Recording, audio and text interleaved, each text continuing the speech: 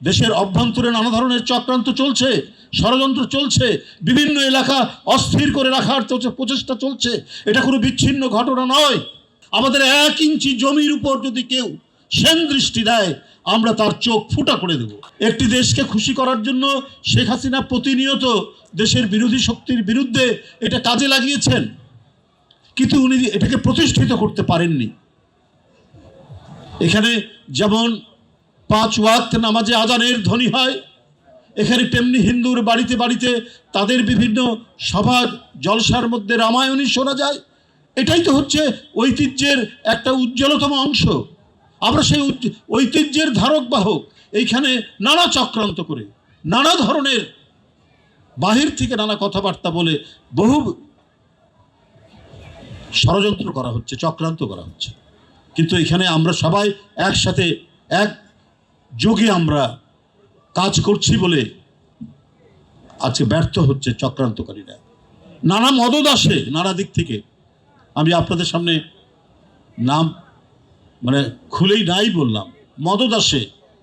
কিন্তু আমাদের দেশে যারা দেশপ্রেমিক হিন্দু সম্প্রদায়ের মানুষ,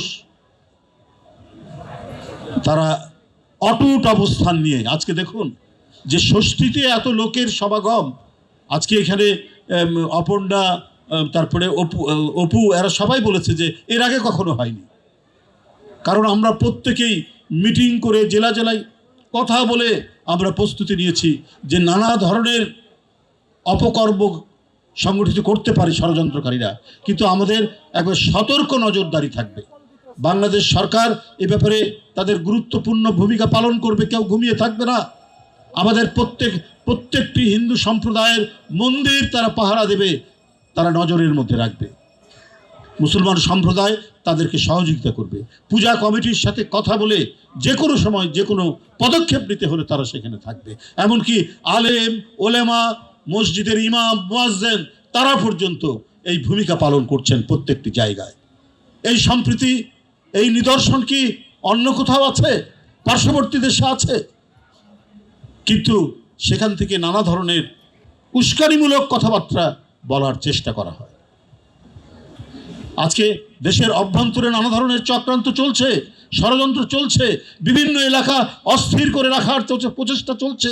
এটা কোনো বিচ্ছিন্ন ঘটনা নয়। এটার সব কিছুর মধ্যে যোগসূত্র আছে। তারা অপেক্ষা করছে এই পূজাকে নিয়ে কিছু করা যায় কিনা। কিন্তু তারা যখন দেখছে যে অদ্ভুত এক ঐক্যের মধ্যে এখানে সমস্ত সম্প্রদায় বাস করে, এখানে তো ফাটল ধরানো যাচ্ছে না, তাই তারা একটার পর একটা অন্য ইস্যু নিয়ে অন্য কোনো ধরনের বয়ান তৈরি করে সমাজের মধ্যে অস্থিতিশীলতা তৈরির প্রচেষ্টায় লিপ্ত আছে। তারা আপনি খবরের কাগজ খুলে দেখুন প্রত্যেক দিন কি ধরনের ঘটনাগুলো বিভিন্ন জায়গায় ঘটছে। আমি আগেই বলেছি বিচ্ছিন্ন কোনো ঘটনা নয়।